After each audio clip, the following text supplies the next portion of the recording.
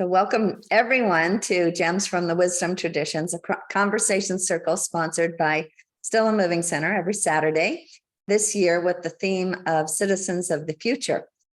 And the thought comes to mind that the right way of speaking and listening is really going to enhance the health of citizens of the future. So that's our topic for today, is speech and health. And to kind of give us a little insight into the topic before I introduce our speaker, I'm going to ask Lexi if she'll read a quote to begin us with. Thank you, Renee. Today we are going to discuss words and the tremendous impact words have on our health. Every positive word we read, write, or speak could have a very direct influence on our physical body.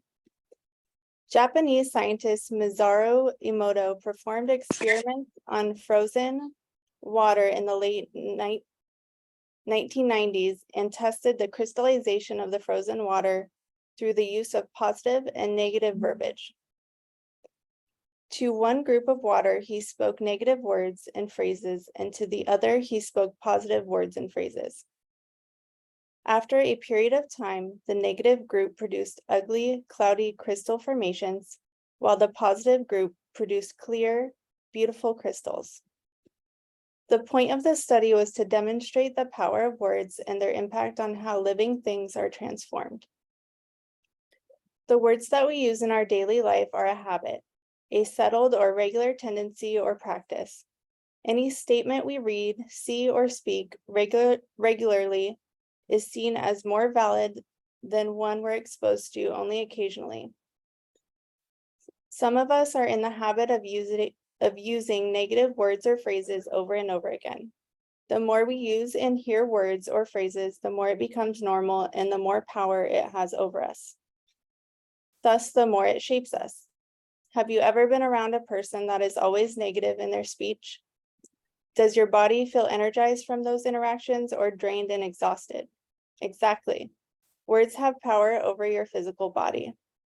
The key is to make the words you speak work for you. Change your language and you'll change your life. Instead of saying, I have to, say, I get to. View each situation as an opportunity.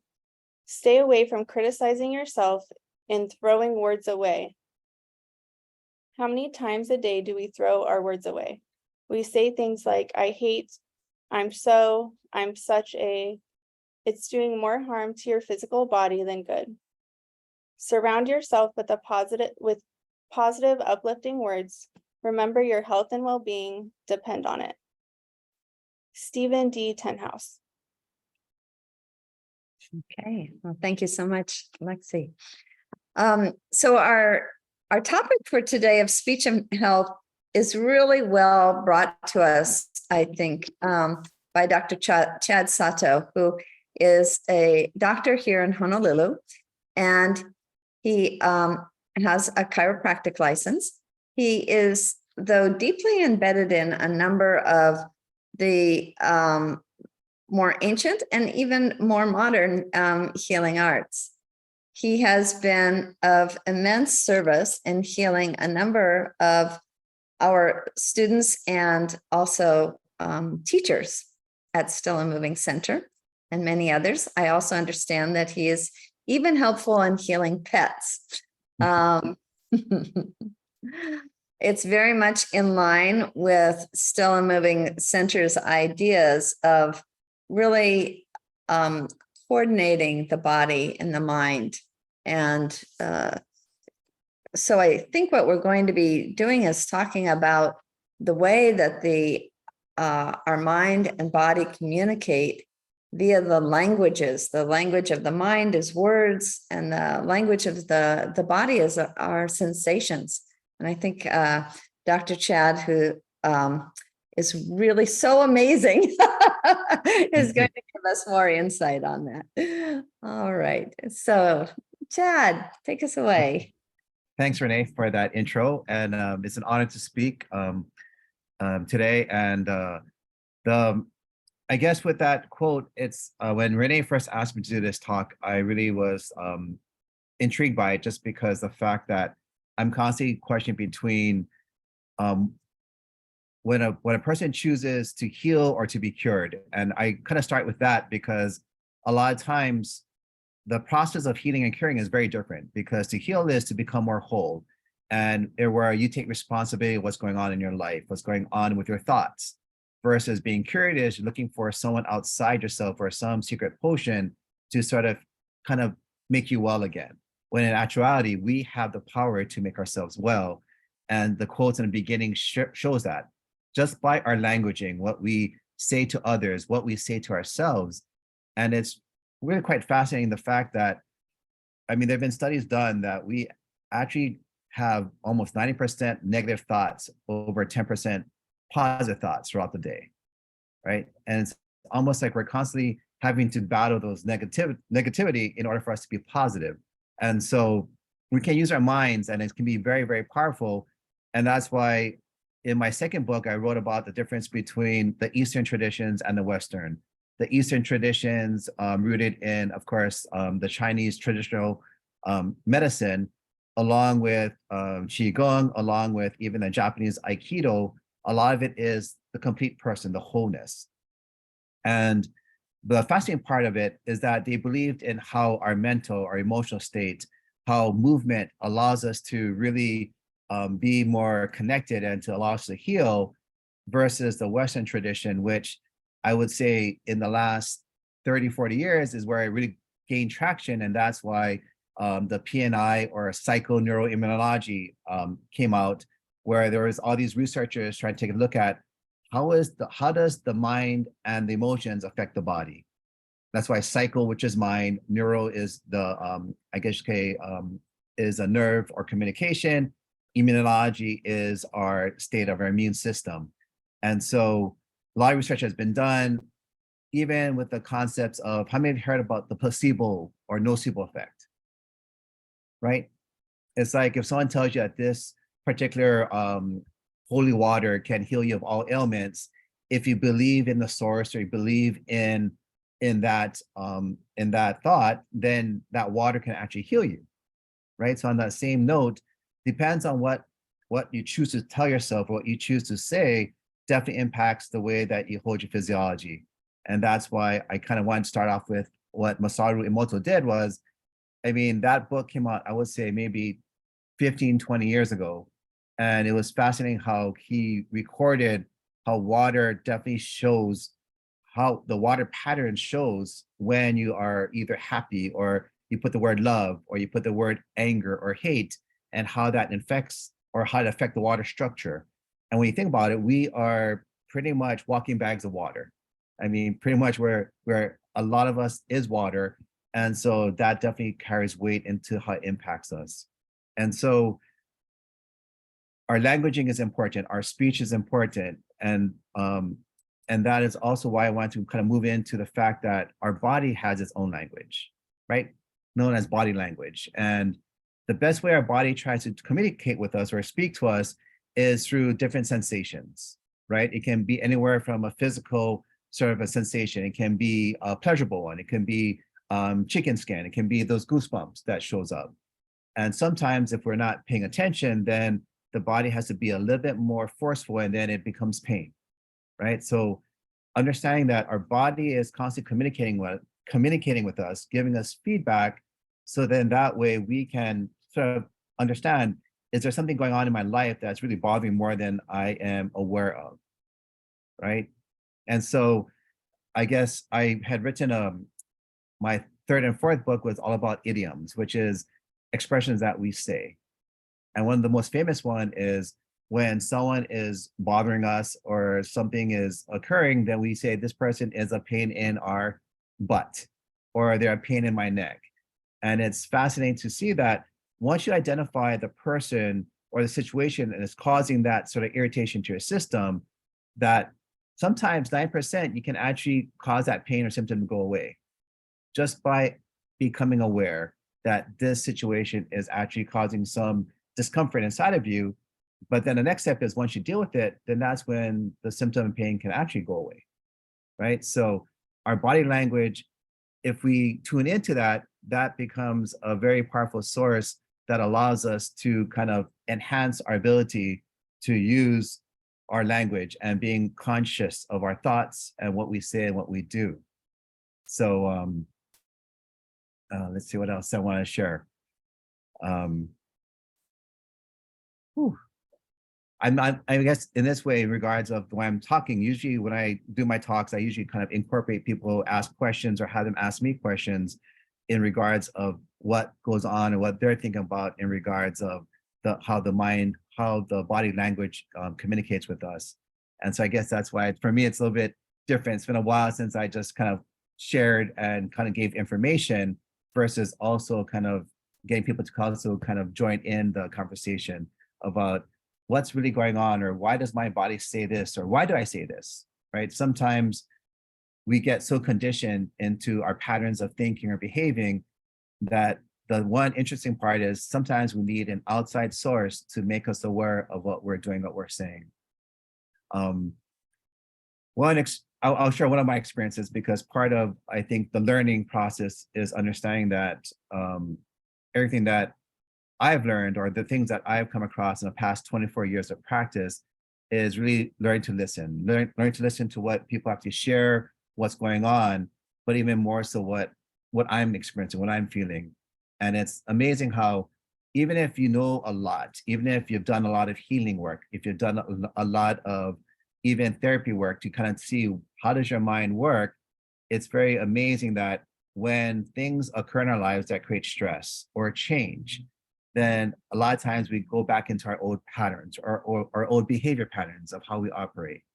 And so I would like to also kind of give some sort of things that you can do to kind of reset your mind sometimes. And the most easiest thing to help reset your mind when you find you're kind of talking about something and your negative thoughts are coming in or your fears come in, is to actually take 7 deep breaths in, to actually pause, and take 7 deep breaths in. So I want everyone to kind of just do that right now. Just kind of sit comfortably and just take 7 deep breaths in. And when you're taking the 7 deep breaths in, I want you to try to think or hold on to emotion, but be conscious of your breath as you breathe in. So think of, either you could be thinking about something to do later today, or an emotion you're feeling right now, but as you're taking the 7 deep breaths in, try to focus just on your breath. How does your breath feel as it enters your body? And as you exhale? What can you hold on to that thought? Can you hold on to that feeling? Or do you find yourself having a harder time holding on to that emotion or holding on to that thought? Okay, good. 7 deep breaths in and out.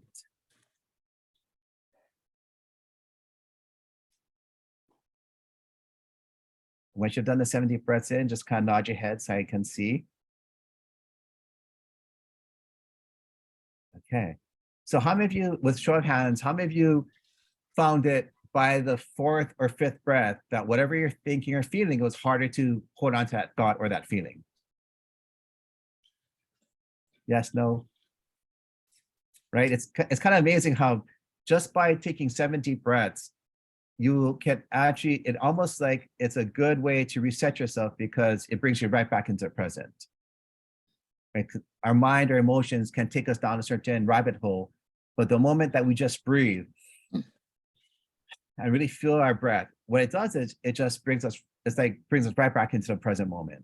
And so there's some trick you can have. If you find yourself, your negative thoughts are building up, or it's hard for you to get out of your mind or emotions, just take 7 deep breaths in, and will help you to kind of reset and bring you back to what's important for you, which is the present moment. Okay. But my experience was that my mom was actually a very instrumental person in my life growing up, and she actually exposed me to tons of different disciplines, Reiki, to exposed to chiropractic, acupuncture, different types of herbs, natural foods. And so she was a very powerful person in many ways. And one of it was, without her realizing it, just breathing. I mean, I was very strong-headed, and I was quick to anger when I was little. And so, of course, when I was very angry, my mom wanted me to take 7 deep breaths in. And of course, I didn't want to take 7 deep breaths in. I just wanted to tell my story that I was hurt, I was angry, and she had me take 7 deep breaths in. And the most amazing part is by the 5th breath, I started forgetting about it. By the 7th breath, I totally forgot why I was angry and ran off to play again, right? So I share that story because it's so amazing how breath is so powerful, yet we don't realize how much we're not breathing sometimes, right? And the amazing thing I've been able to see and witness in my practice is people breathing and recognizing of how much they're holding their breath versus how much more they could breathe. Even myself, when I first got worked on, the way I deliver my care is just taking nice deep breaths in without having to think about it. To have my own body wanting to fully breathe and to feel my breath. And at that point, you allow yourself to feel your body. And that's where a lot of the Eastern traditions comes in, where it's about movement. I mean, Qigong is all about that, teaching you certain disciplines. I think even Nia, I've taken several Nia classes, and it's fascinating that by being present with your body, by movement, by breath, it's fascinating how much more connected you get with your body, right? For those that take in Nia, it's a pretty profound experience where you don't think about what happened in your day. You don't think about what's going to happen later on. You're so present with the movement that you're able to just be in the moment. And I think that's, I guess, the power of really what speech and speaking to our body is, really getting us back into the present moment versus going into the future or dredging up the past, right? Those are things that controls us. But the moment that we're able to really kind of either mentally speak to our bodies to calm us down, or use movement or use breath to allow ourselves to engage and be present in the moment, actually will help you in your healing process. I think one of my members was driving in today and was listening to this podcast about this this gentleman who I guess has done some TED Talks about breathing. And I guess he had some restrictive pulmonary breathing issues that through a breathing technique, he was able to heal that condition, right? Just by breath, just by being present with your breath can do so much, right? So we can start off with monitoring our thoughts, right? We can get a journal. We can see how many times we put ourselves down, or we can make mental notes of that, or we can be a little bit more freer, and instead of trying to monitor how many times we spoke badly to ourselves or beat ourselves up, but instead, every time we had those thoughts come in, that we chose to take 3, 4, 5 breaths in, and to help ourselves to reset, to see how do we experience our bodies in a whole different way. Okay. The neat part about I'm talking about breath is because when you think about it, when you are in fear, when you're angry, what's the first thing that you forget to do? Great.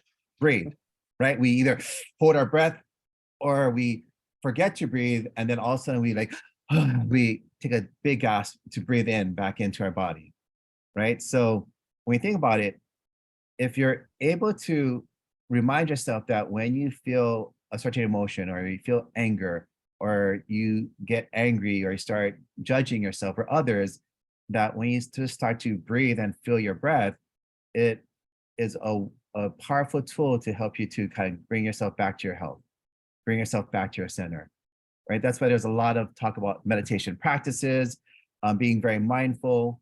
Currently, my girlfriend is going to Chosenji, where she's learning this sort of meditation where they have a sort of, you kind of gaze down and you meditate for an hour. And not only do you kind of feel your breath, but you're supposed to expand your consciousness around you. And so I bring this topic up because so many of us have a hard time meditating. And I myself included, learned how to kind of meditate, but found a new way to meditate, which is instead of trying to push my thoughts out or quiet my mind, I learned to just let my mind go rampant, right? Because the more quiet you get, you try to stay quiet, you try to meditate, then your mind will go off, right? All the different thoughts come in, all the things you got to do. And so what happens is the mind is trying to get us to move or get us to get out of that sort of quiet space. But if you allow yourself to let your mind talk. If you let your mind just go off on its own, at a certain point, you can use that almost like white noise, right? How many times, like when we drive a car, if you're not really paying attention to music, we just have it going on. It's like it becomes background noise, right? We're able to still focus, still drive a car, hear the music because we're able to have it in the background. So you can use the same strategy with your mind as it starts talking to you, start getting quiet. It's just let your mind go and you can become an observer of your thoughts. You can become an observer of your mind. So instead of being controlled by your mind, you can actually be an observer. And sometimes you might find your mind creating some pretty amazing ideas or thoughts like, wow, that's pretty creative. And the more you can observe it, allows you to actually move into a deeper space of quietness, just because you're not attached to the thoughts, but just observing the thoughts. So I'm trying to give some little tools on what you can do in regards of how can you shift your mindset or even your thought patterns in order to be more present, to be more at ease. Okay. Let's Can I see. question? Yes. So let's say that what part of what you're teaching your patients, your clients, is how to listen to the information that they can gain from their body's own sensations, language, so to speak, in order to, if I understand how your practice works, to help get it to a causal level, like what is causing this present illness or malady that I'm going through right now. Yes. So how do you cue or how do you talk to people to help them listen? And could you give maybe an example of, without saying who it was or anything, how somebody listening to their bodies languaging helped them understand better what was going on at a causal level with their health? Wow. Okay. I mean, to pick one out of the many, I guess the first thing I start off with is when someone comes in having some sort of pain or symptom, I always ask them, so what was going on just prior to the symptom showing up? Could be a low back pain, could be neck pain, just to get them to recognize what was going on just prior to the symptoms showing up. And a lot of times, usually it's because there's something going on, like let's say they got into an argument with their loved one, or let's say they have a big project due and they feel they're behind on the deadline, right? So then there's that stress. So the first step is for someone to kind of check in, like what was going on just prior to when the symptom or pain showed up. That's the first step. And that's why over time, I will always ask my members, and over time, my members will start to kind of ask themselves those questions. Like if they tweak their back or they have a headache, then they start to question, okay, what am I thinking about right now? What am I overthinking? And I'm going to use like example of a migraine. I have a member who she tried everything. She had gone to doctors. She said they told her she had high blood pressure, chemicals was causing her migraines. And so what she discovered was that anytime that she chose to do something that wasn't taking care of herself, and she was doing something that she was doing or taking action when she really didn't want to do it, her headaches would come up, because what the headaches would do was it would immobilize her and force her to not do anything because that's not what she really wanted to do. And so getting her to recognize and be able to say no to let's say a loved one who asked her to do something that she really didn't want to do, that's where the work came in. Because of course our judgments comes in, and it took her maybe a few months to finally get to a point where she was able to identify quicker, like, oh, I really don't want to do something. So instead of me saying yes right away, I gave her the suggestion to tell the person, let me check my schedule and can I get back to you in an hour or two? Which would give her permission to kind of sit with it and see, is it something I really want to do or something that I feel I need to do? Because even those things, if you feel you want to do it, it's a very different experience, right? Versus needing to do something or having to do something. So even that, we have family obligations, we have loved ones that we care about. And so sometimes we feel we have to do it. And in order for us to be able to do it without creating a symptom, is for us to shift it into how do I want to do this for that person, right? It's just by changing, how do I want to do it? So the first step, of course, is to create a practice to question, to ask yourself, what was going on just prior to the symptoms showing up? And I mean, trying to get back to the question you're asking about is to ask yourself, okay, what's really going on right now? And it could be a change. It can be even a positive change. So sometimes if you're very used to saying yes to everyone and not saying no, sometimes saying no can be very, very uncomfortable because you're used to saying yes versus saying no. So just know that change is actually the main cause of a lot of our symptoms, because whether it's good or bad change, we feel that. We feel the uncomfortableness because anytime we make a shift in a pattern, the unknown is actually what creates more of the stress than the actual situation, right? It's not knowing that if I say no, how will my loved one react? If I say yes, what I really mean no, how will my body react? Right? So that's where I start. I start with asking questions, and over time, my members start learning to ask themselves those questions, because the moment you do that, then that's where it shifts you into taking ownership of what's really going on with your body, right? You know, especially if we throw out our back, or if we lift something, it's very easy, right? If we lift up something heavy and we tweak our back, in our brain, it's like, I lifted something heavy, versus what's going on in my life right now that would precipitate my body in lifting something that would then injure my back. Yeah, it's a different way of looking at things, but it's pretty powerful the moment that you discover what it is that is creating that sort of unease in your system, or if you break it down, dis-ease, right? A disease is actually when your body is not in a state of ease. All right. Thank you. Yeah. No, thanks for that question. Yeah.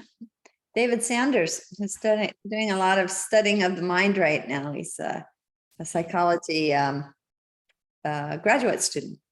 Oh, wow. Hey, thank you. I think I came in late, but I think I came right at the right time. I was thinking in response to Renee's question that taking a completely different spin on it is kind of, rather than looking for the cause, go right towards an answer. So now I'm thinking from the Lomi Lomi practice, we say that healing is a function of forgiveness.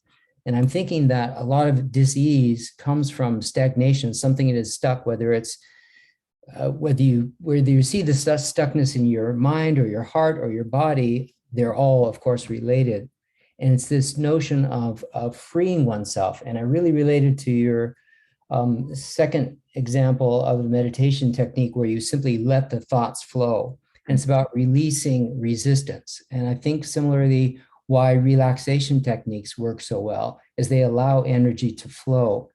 Yes. So rather than looking for the root cause, which might be reactivating for some people, digging into the past, is we look at the fact that we're creatures of habit, and habits are notoriously hard to break. So if you try breaking a habit, you're really kind of, in a sense, you're only strengthening it. So instead, just turn towards the fact that new habits are actually quite easy to make. And so we're really kind of looking at a solution-oriented focus rather than looking into the past of what the root causes might be. So that was just a little different spin. And thank you for the presentation. No, I like what you said. And I think that's the constant balance, right? Is finding that balance to like, because I really like that, because for me, I'm always open to what's possible, because I do know that sometimes delving into the past can be very painful, especially if there's a lot of charge, a lot of past traumas. And sometimes we don't want to go back there because maybe we're not ready to face what happened in the past. So I really like that suggestion that sometimes for some people, it can be a little bit hard. And I've actually experienced recently a couple of members who started care with me, that there was a lot of things going on in their life currently. And when they became aware of all the things that's going on, they actually experienced vertigo, which I've learned that vertigo is that spinning where you feel, even when you're sitting, closing your eyes, the whole world is spinning around you. And so I found that vertical is usually the body's response to get us out of an old behavior pattern. It almost destabilizes us so that we have to kind of surrender and kind of accept what is. And so that suggestion is a very powerful recommendation, which I think I will definitely see how can I incorporate that with certain members if the past can be a little bit too charged, to help them to navigate in a new, more mind-body conscious awareness. Wow. Right on, David. Thank you. But yeah, I mean, that's why I welcome like comments or even questions, because for me, I'm never close to anything that can help, that can assist. Because we each have different ways of processing. And I think the more that we choose to move into this new era, it's really a balance between how can we navigate it with more ease, even when the challenges come up. And like I said, there's so many disciplines to get to that point. And that's why there's so many different disciplines, because so many different people will resonate with certain ways. And it's how can we help people access a greater state of wellness and health. Yeah. Well, what you're discovering right now, Chad, is that this is truly a conversation circle, and that every single person here brings their own wisdom. And so rather than us just like grilling you, we are letting you just kind of open the floodgates for every wisdom to come through. So I'm going to call on Cliff now and see what he might have to say. Awesome. Well, Chad, I mean, you gave us so many wonderful ideas, very actually for me, radical and revolutionary kind of ideas that got my head really going. And I was thinking about the breathing. You know, the breathing seems to be like a fundamental rhythm in our being. It's a cyclic rhythm. We exhaling and inhaling and being conscious of that cyclic rhythm. Like you said, it really stills one. Yeah. And I was thinking that actually speech or communication is also, real communication has to do with bringing together listening and speaking. There's a rhythm there too, in proper communication. Yeah. And at the beginning of your talk, you made me think that our nervous system too is this like amazing communication network that's throughout our whole bodies. But we normally think of our nervous system as going one way. It's a one-way street that we're receiving signals. But as you spoke, you made me think that we could be using our nervous system in a radically different way by sending out, communicating to our body through our nervous system, positive energy, and then also out into the world. You hear about people when they cook food. I guess we have zillions of nerve endings in our hands, but when they cook food with love, they're putting this energy into the food. But could you say something about the nervous system in terms of a form of speech or communication that we can use, not just as a receiving, but in kind of putting out there in the world positive energy? And wow, I'm kind of blown away. I appreciate the feedback, because it's so neat that I'm not sure what I say that impacts. And so the way that I've seen the nervous system work is that it's one of the most, think about our human body is actually the most incredible creation by God by far. The fact that we can actually talk without thinking about breathing or having our heartbeat is already an amazing miracle. So in regards of our nervous system, we're constantly bringing in information, but we're also sending out information, right? Interacting with it, right? So the one way we can use our nervous system in sending out messages is really by being present with how our body feels, right? So it's like if you engage in a conversation or in a banter, are we more stiff, or do we allow ourselves to kind of flow? Do we allow ourselves to move, right? That's one way we can communicate, hence body language. I think we actually respond when we interact with people, not only with what is spoken, but by the movements. Is a person closed? Are they more engaging? And it's amazing how we actually get more information from someone just by reading their body language, right? So that's kind of how the nervous system kind of moves out into the world by sending out these messages. And of course, our conscious thoughts, if you think about it, have any of you had like a hug, but it didn't feel like a hug, right? That fake kind of tap, tap, tap, not the full kind of embracing engagement, right? It's amazing, right? It's like how do we want to communicate how do we communicate through our nervous system that we're present? Like you mentioned, amazing chefs that's why I just saw this commercial about Hell's Kitchen, where there's that sort of chef that this whole show, he berates his chefs, makes them feel real bad about messing up and cooking badly. And I'm always was in shock, sort of in amazement that people would actually go to a restaurant with a chef yelling at his cooks the whole time. And I can only imagine how would the food taste, right? You have people preparing food that they're in total stress mode versus, like you said, Cliff, they're putting love and intent as they prepare the food. And I think that's a very powerful message, right? It's like, how can we show that message of aloha through our nervous system? How can we kind of exude it? And I think the powerful part is our intent, right? Everything that we do.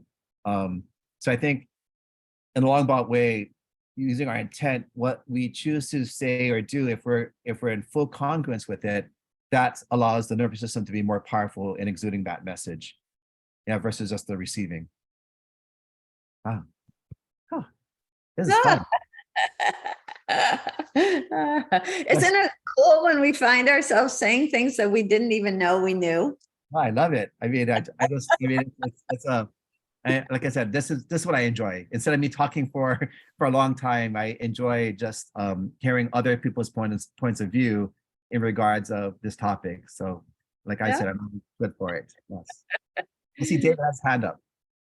I see. I was thinking of your example. I'm thinking if the cooks that he's rating understand him to be that way because he's loving them and he's wanting them to learn and grow, if the intention of the giver and the receiver are both high intentions, then of course you're going to create goodness, regardless of what it looks like to us from the outside. That's a good point, right? It's always neat, right? It's how we perceive it, right? It's the power is our perceptions, right? And that's a good point. I mean, think about it, right? It's like, and that's a crazy part about perceptions I've learned is that no two people will ever have the same perspective. And the reason for it is that we all have our own life experiences, and how we see a certain situation will be heavily weighted based upon our experience.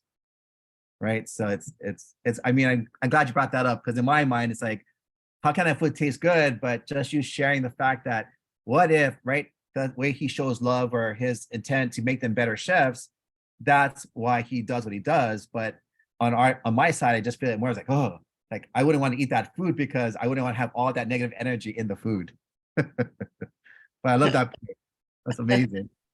And at Sozenji, where your girlfriend is studying, it's a training place for meditation and different ones of the martial arts and also the artistic arts. Yes. The founder of it's Ten Roshi, something like that.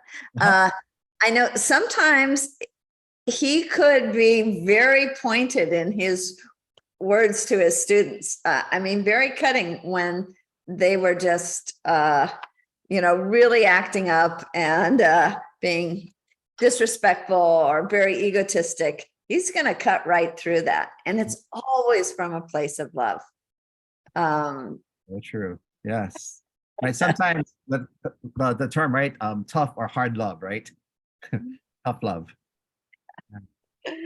I think Elizabeth has a comment for us. Elizabeth is an evolution biologist, and so she comes from a very scientific perspective with a deep spiritual background underneath it. Right on. Oh, aloha. Uh-huh. I'm reeling a bit. It was wonderful. And I had a major insight about a chronic condition while you were talking. So there's something to work on there. Wow. And I wanted to say one brief thing. I heard an Indigenous woman once say, you want to really change your life? Say no to everything you're asked to do that you don't feel a 100% positive response to. And I'll leave that at that, because my third thing is a question for you. Okay. You said something about, I think you said about vertigo, that it's a call to change an old behavior pattern, Yes. something like that. Huh? I don't exactly have vertigo. It's not spinning, but I have a chronic lightheadedness that comes on with the slightest stress, Okay. like getting out of my chair and walking or something. Oh, wow. Okay. Okay. And I'm trying to gain some insight into that. So if you have any thoughts on what should I look for? So is it any change of positioning from seated to standing, or just is it like all the time, or is it every so often? It goes away when I'm focused in this kind of a conversation, or when I'm actually writing something. When I'm engrossed in research, I'm fine. As soon as I get up and go about my daily business, it's back. And Oh, wow. it increases as I walk more. I had a couple of hip replacements, so my walking has been limited, but Okay. So so no dehydration, like yes, it's not that. Okay. That's the first thing people usually say, so I ruled that one out.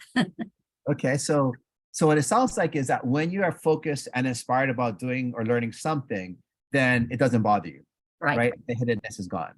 right. It's when you're transitions, or it looks like you said, when you're doing or walking for longer periods, that's when you feel the lightheadedness come on. Mhm. So apparently your body's definitely trying to catch your attention, right? It makes you a little bit lightheaded in that transitions. When you're walking, are you thinking about anything, or are you still yeah. thinking about what you were just researching or doing? Well, my mind is always active, yes. But it seems like when I'm least focused that it's most comes on. Oh, okay. So if you're relaxing, or let's say watching like let's say like a show or something that is No, not not a problem. I'm focused on the show. okay. So anytime you're focused, you don't have the lightheadedness, but anytime you don't, When I'm not focused on something, if I'm just riding along or walking or doing most anything, if I'm cooking, I'm focused, okay? okay, If I'm actually shopping, I'm focused. But the minute I'm not focused on something specific, it seems like it's there. So it Okay. feels very chronic. do you ever like pass out, or do you ever like No. I no, haven't, but there are times when I have to sit down to make sure I don't. okay. So a part of me get a sense that somehow it's like whenever you're focused on something or some action, then the symptom kind of disappears or goes into the background. So it's not like it's gone. Yes, It's just- right, It's exactly. like you come forward to focusing, and the symptom kind of goes into the recesses for Yeah. the time being. And then once you come back into not focused on something, then it comes full straightforward. Mhm. So,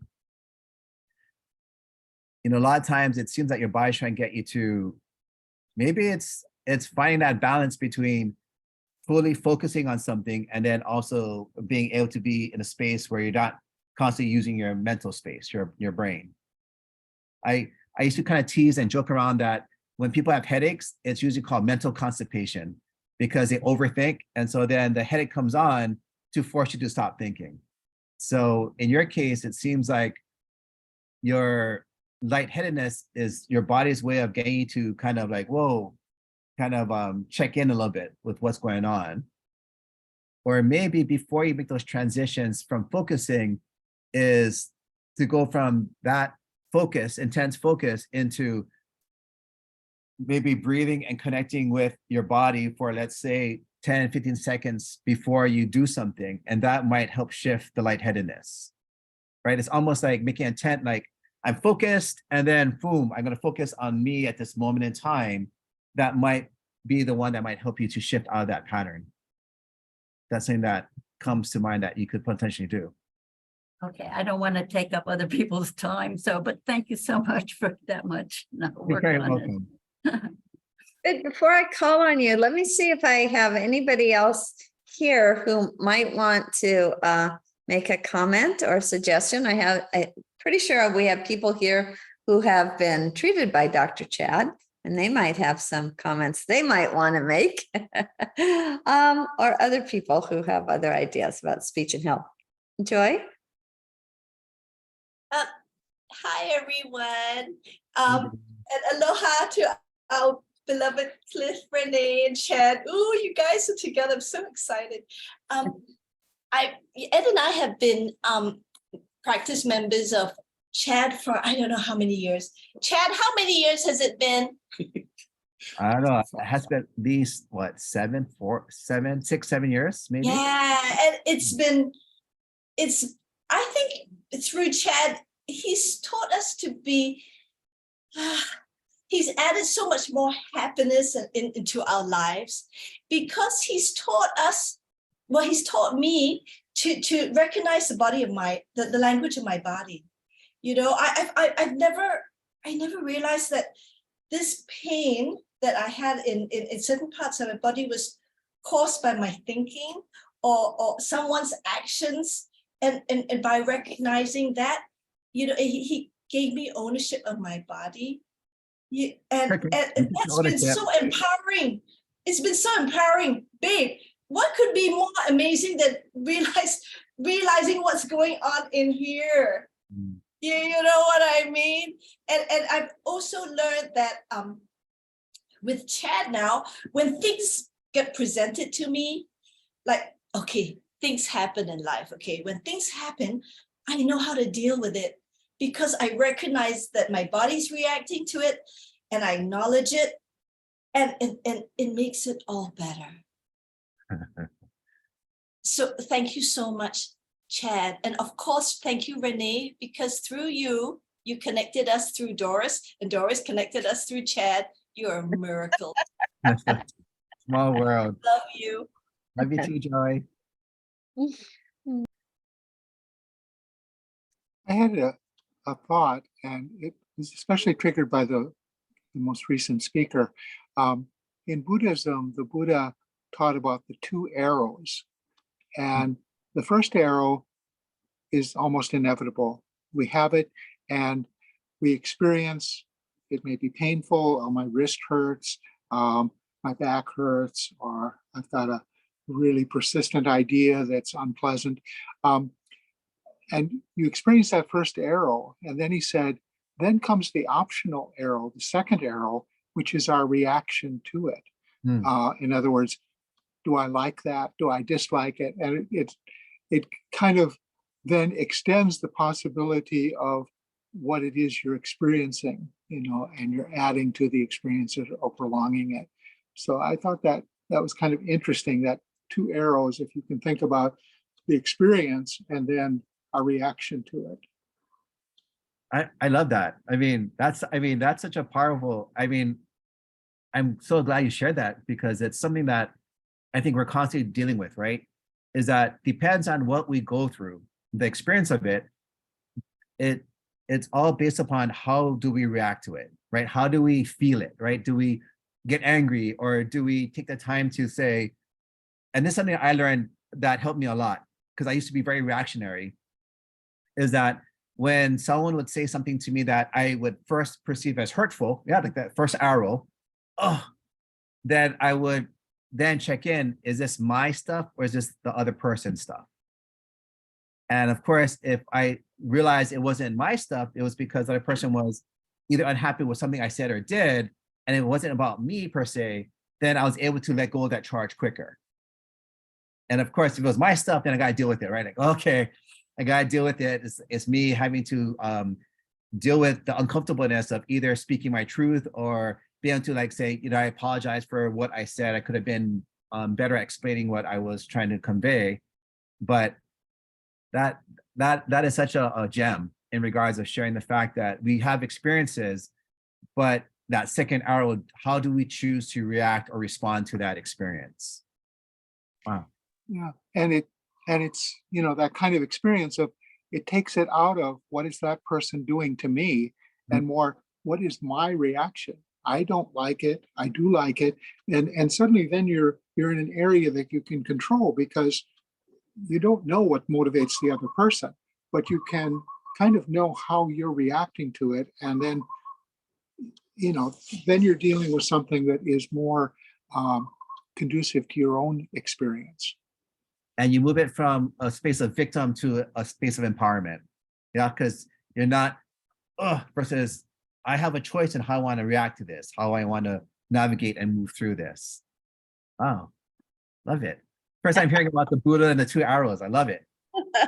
Love it. Hold on one second. We have Shar here, and I wonder if Shar has any thoughts or experiences she might want to share. Hi Chad, hi Renee, hi everyone. Joy, Ed, and thanks for having this and sending out the reminder, Renee. So, you know, I think with Chad, I think what I come away with is in my work with him is that we all come to seek his healing or his help from our own space. And I think Ed and Joy are really quite telling, because, you know, having, and I don't know, maybe three or 4 years, Chad, is that, would you say I was active, but and I know that my symptoms were probably, you know, a culmination of a lot of what was going on at the time in my life. And so, and my way of reacting to that kind of situation is always to be absorbing. Does that make sense? Yep.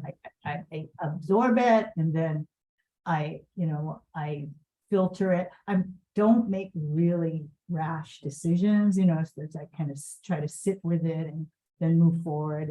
And you know, people wouldn't be asking me if they didn't think that I could help or they needed my help or whatever. So when I was, when we would be in the room with Chad and I couldn't stay still, I would just be moving around all the time, turning, tossing, you know, just staying still wasn't an option. I think that was a realization for me, and I felt better. And I think for myself, that was my way of releasing all of these things that were suddenly, you know, allowed to escape out of my being or my body, and giving myself the okay to do that. Because I can remember Joyce, is Shar moving? Is she moving around? I wanted, and like, I didn't even pay attention. I just thought that's kind of what my body wants to do, even in this tranquil space. And Chad always was very, you know, okay with whatever it is that each of us needed to do. I mean, he didn't really guide or prescribe how I should be breathing, how I should be moving, and that sort of gave me the opportunity to sort of heal myself. And so I take that kind of lesson from me whenever I have something that's going on. So thank you, Chad. You're very welcome, Shari. I mean, it's always neat to hear your perspective, because I mean, that's really what it is that I realized in the last 6 months that I'm really an enhancer. Mm-hmm. Just like if you take supplements, if you get acupuncture, you have certain practices, we're just enhancers. We enhance you in your own well-being, in your own life. And the fact that if we allow ourselves to kind of be, or if I give the person the space to kind of explore what they need to explore, then they will find it. And so you sharing that just gives more validation that it's not about me trying to tell you, okay, do this or do that or control, but to really give you your own space for you to have that permission to access your own awareness, your own healing. Right, right. And thank you. And what I want to add to that is in the permission to do that, you could sense from my body what needed a little more attention.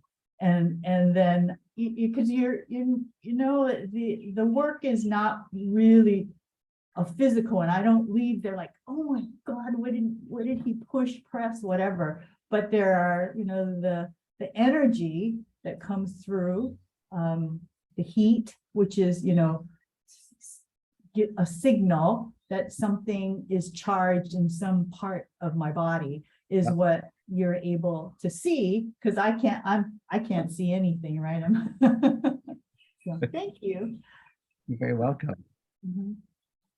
Thanks, Renee. Yeah. Well, I want to ask if there's anybody like maybe Anne, maybe Adela, who would like to make a comment or question. And then I'm going to ask Chad if he'd like to make a final remark. Okay. Then what? Hello, Chad. Oh, go ahead, Adela. Hi, Adela. Hi, Long time no Chad. see. It's Hi. wonderful to see you. Same And here. thank you so much for reminding me of so many important things, which I let slide. So now I got to work on them. Thank you so much. It's great to see you. Same here, Adela. Chad, did you want to kind of summarize anything for Well, us? I guess the thing I want to summarize is I just love that we all bring something to I think, as you mentioned about moving into the future, healing in the future, it's this collaboration. It's about being open to what's possible and to be receptive to ideas that sometimes might be radical at the time. And the more we sit with it, that the more we can recognize, does this work for me or not? And I think that's, I guess it's this language, a speech that we're able to communicate in so many different ways. And it's amazing that based upon how we perceive our life and how we perceive the world, the more that we can go back to that one recommendation that if we can say no when we really don't want to do something, then that can be as a very powerful thing. And on the flip side, saying yes to things that makes our heart sing, right? It's saying no to like, nope, that doesn't work for me, to saying yes to those moments where this makes my heart sing and this allows me to flow and be in harmony with the world as well as in our bodies. And I think if we establish that, that's what creates great health. So. Oh, that's wonderful. I'd like to tell you, while some ones or one among you would like to offer a vote of thanks for Chad. So as you kind of contemplate that, I want to tell you about next week, where just kind of a perfect segue. Chad was saying what we all bring to the future. And so our topic next week, I think, is very much about the future. It's called Aquarian Civilization. Oh. Wow. And it's commemorating the date of June 19th in 1902, when astronomically we passed into the Aquarian age. And so it's kind of commemorating that shift from the Piscean age to the Aquarian age. And so what does that really mean for the way that we live our lives in a more healthy way, in a civilization, in a healthy way too? Yeah. And that will be given to us by someone who has presented to us in the past. He's a wonderful speaker. His name is Joseph Miller. And I think he's going to speak to us from the theosophical tradition. I'm not totally sure, but I think he's going to speak. So does somebody want to give a vote of thanks to Chad? And then we're going to keep the microphone open. We'll close the meeting after the vote of thanks, but we'll keep the mic open and maybe Chad can stay on for a little longer because I wasn't able to answer all those hands that were up. I'm so sorry. I'm fine. I'm happy to stay a little bit longer. But we'll let people get on their way because we are at 4. So did anybody want to give Chad a vote of thanks? Elizabeth. Happy to give him a vote of thanks because having had a major insight as he talked, and I don't remember ever having such a major insight while I was listening to someone else talking about something. So I'm deeply grateful personally, and I know everyone else here has also benefited from your gentle, almost humble wisdom in being an enhancer. Blessings. Thank you. Well, I think we all add on to that. Thanks, Chad. So many of us have, just being in your presence, experienced a certain sense of renewed health and well-being and wholeness. And that doesn't come from you having to fix us. No.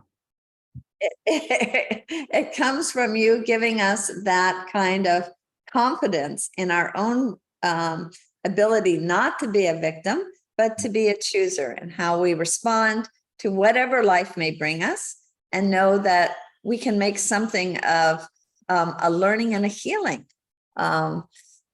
event of whatever that particular circumstance might be. Love So it. everybody for joining. If you need to sign off, we get it. And if you'd like to stay on a little longer, we'll keep the gates open. I wanted to call on Cliff and also David, who had their hands up and weren't able to be recognized.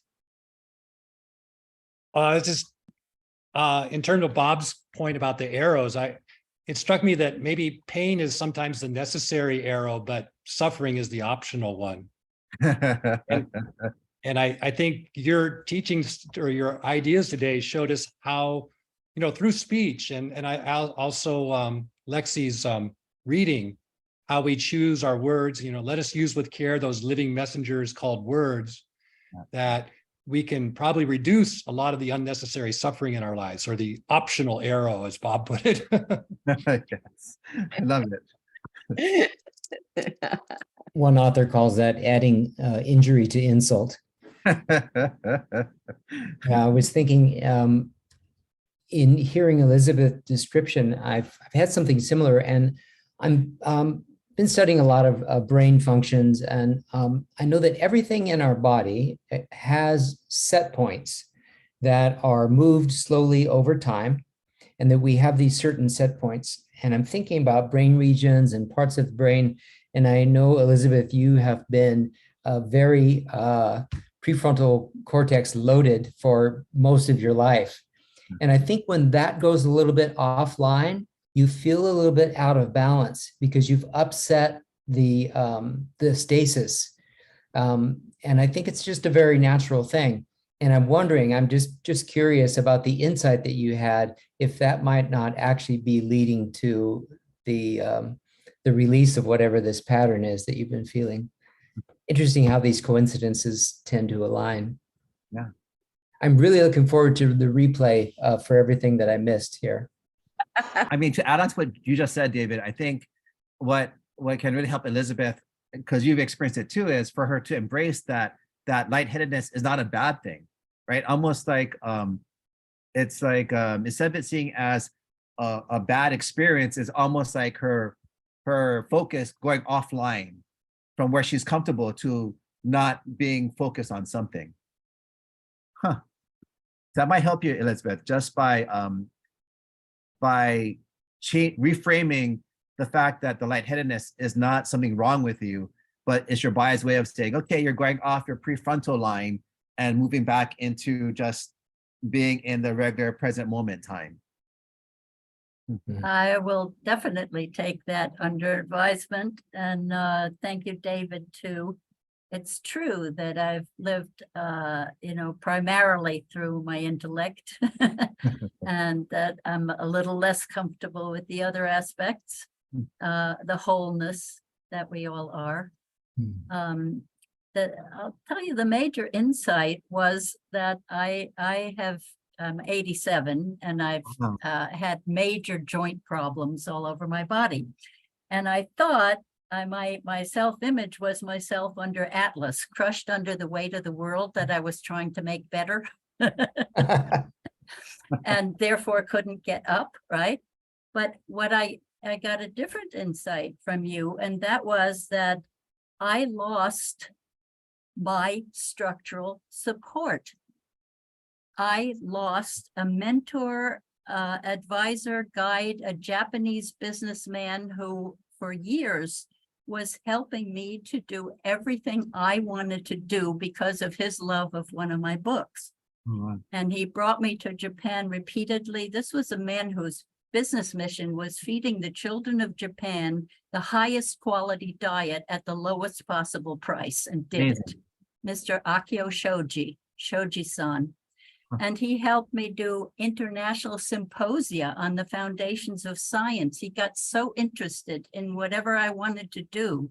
And then suddenly he had a brain attack, surgery, into a coma. 6 months later, gone. I still am not 100% sure he didn't retire to a monastery to see how his son would run his business, but I'll never know. From my perspective, he was out of my life. And I lived a couple more years on the money he had funneled to me, as income.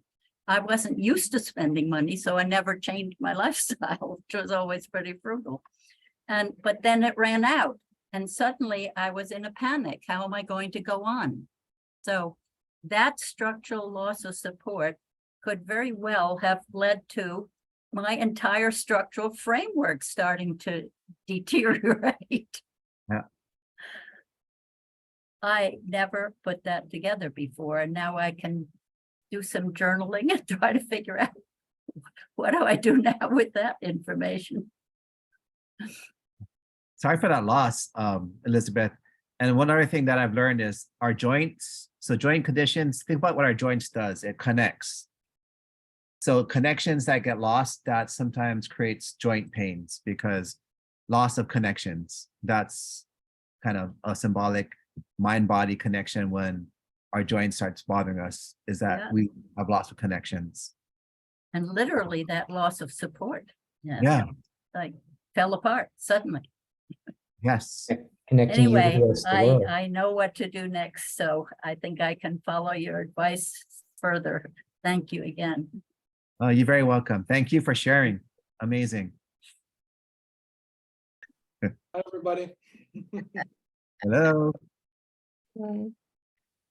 Thank you for the conversation on the topic today. I think for me, having a background in the culinary world and cooking, preparing food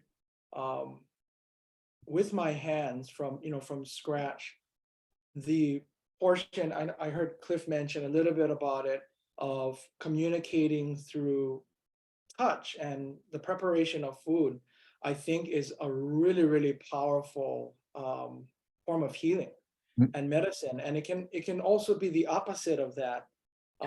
If that loving energy, that healing energy isn't there. And I know for me, when I am preparing food, when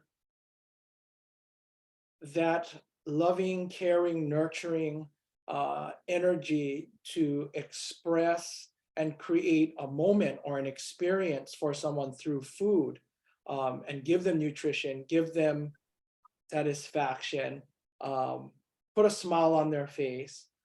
I think that is a very, very powerful form of communication and healing. And Oh, so, yeah. and of course you with whole, healthy food and ingredients from, from Mother Earth, of course, you pair that with that positive energy, makes a huge difference. And, we hear people say like, oh, my grandma, my oba-chan, my great grandma used to make the best, as everyone says, the best, ochazuke, the best mochi soup, right? The best nishime. And it's because of that love, that nurturing, caring energy that's passed down through the generations. I think is a really, really powerful thing. So yeah, just wanted to reiterate. Awesome. That's awesome. I'm kind of interested, Chad, in, there are positive affirmations and there are actually, I think, like religious practices of saying, I'm fine, I'm well, everything's going great. And I think I've heard that some of those, if they're completely denying what's actually going on in the body, it can repress what is trying to come out. So I'm wondering, how do we both listen to the body and yet and so, allow it to express what it's saying so that we can understand, and yet not be so negative and talking about all of our aches and pains and I'm such a victim. I wonder what that balance is, if you can understand that not very well worded question. No, I kind of got it. I think the first step is, which sometimes is the hardest, is to be brutally honest with yourself, right? Sometimes we, like you said, sometimes we may not think something's really bothering us, but it actually is, right? I think that's the first step, is brutally honest. The second that I've learned with affirmations is that anytime you perceive some condition or pain or symptom as a bad thing, that if you try to affirm it away, and this is kind of like what Louise Hayes did, right? You Can Heal Your Life, her book, where she had affirmations for every single condition, low back pain, neck pain, arthritis, a whole bunch of stuff. I've learned that anytime you deem a condition or health problem as bad or something that's negative, but you don't see how it's also benefiting you, then if you create an affirmation to hopefully affirm it away, then that symptom or that pain will actually morph and transform into another health condition for you to deal with. Then you create another affirmation for that one. And then you try to affirm that away, and it evolves and transforms to something else. And so one powerful trick, or one powerful, I guess you could say, way to address those things is to see, how is this particular pain or condition, how is it serving or benefiting me, right? Especially if you've been suffering from something very long, it's hard because our brain will automatically say, it's not a benefit. It doesn't benefit me whatsoever. Who wants to be in pain, or who wants to experience this condition? Versus saying, how is this particular knee pain or low back pain, how does it benefit me, right? Or when I catch a cold, when people catch colds all the time, how does that benefit them, right? And a lot of times I've learned colds is really about your body's way of trying to get you to take care of yourself, right? When you have a cold, do you want to go out and party? Do you want to go and see people? No, you want to stay at home. You want to, be under the covers, or you want to, have nice warm soup, or you want to have something that's very nourishing. And so by honoring that symptom or that pain and seeing how it's benefiting you can help make that switch. Yeah, sometimes it's the hardest thing to do, is to acknowledge that this particular pain or symptom is actually benefiting me versus just being the bane of my existence. So yeah. Yeah. Oh, that's such a helpful response. Thank you so much. You're welcome, Renee. It's one of those things that I've seen happen, and it was always I've been fortunate to work with a lot of members and to see their evolution, their growth, and seeing sometimes when a person kept on disliking their back pain or hating that back pain, that the moment they saw what the back pain brought to them, it freed them up. And it freed me up, because I usually chronically tweak my back, and every so often my back will go out, but I now know exactly what my body's trying to tell me. It's like, Chad, you're redefining your own sense of who you are or how you want to communicate with someone. And the more I trust that, then the back pain goes from this to like back into space of ease. So it's something that is a powerful way to address those things. But yeah. Don't affirm the symptoms away, because then if you don't take ownership or understand why your body's created in the first place, it will just create another one for you to deal with. So yeah. Affirmations show up a lot in mind science, and just looking at the mind science behind affirmations from the standpoint of what we would call the law of attraction. If you're saying, I want, because your belief is that you don't have, what you're actually affirming is that you don't have. So that's what you're drawing to you. And that's how manifestation works, kind of in reverse. And so similar at the beginning of our yoga practice, we set an intention and we let it go. We let it go because we trust that it will be delivered to us, because that's what we've asked for. So it's about asking and letting go, and trust, as you just mentioned, really is key to that whole process. And to add on to that, the thing that will help affirmations be more powerful is if it's aligned with your highest value, right? Sometimes people will say, let's say they want to have, they want vibrant health, but yet let's say their highest value is, let's say, their family that's more important to them in their mind, their perception, or let's say their work, or let's say finances versus their health. Then they may say they want vibrant health, but if they have other higher values, then the affirmation won't go anywhere. It's almost like you're saying it, but unless if you really want it, then you don't have the energy behind the affirmation. So affirmations, I've learned, works more powerfully if there's a strong emotion attached to the affirmation, right? So that's aligned with your highest value. Yeah. I mean, it's fun, David. I mean, I enjoy, like, I enjoy your perspectives. It's pretty cool. I mean, I always enjoy different ways of looking at stuff, because for me, I'm always open to what's possible, because I'm still learning. I'm always learning, and that's why it's always good to add on a different way of looking at something that could potentially be another way to assist and help. I mean, it's invaluable. So thank you. Yeah. I think the only person in attendance who hasn't shared with us yet is Ed. So what I'd love to do is invite to say a little something before we close for the day. Thank you. Hi, everyone. Hi, Ed. When I first went to see Chad, I said, what's all this? I don't understand it. It's not going to work for me. But because Joy kept on going, and she said she was getting benefits from seeing Chad, I tried to keep an open mind.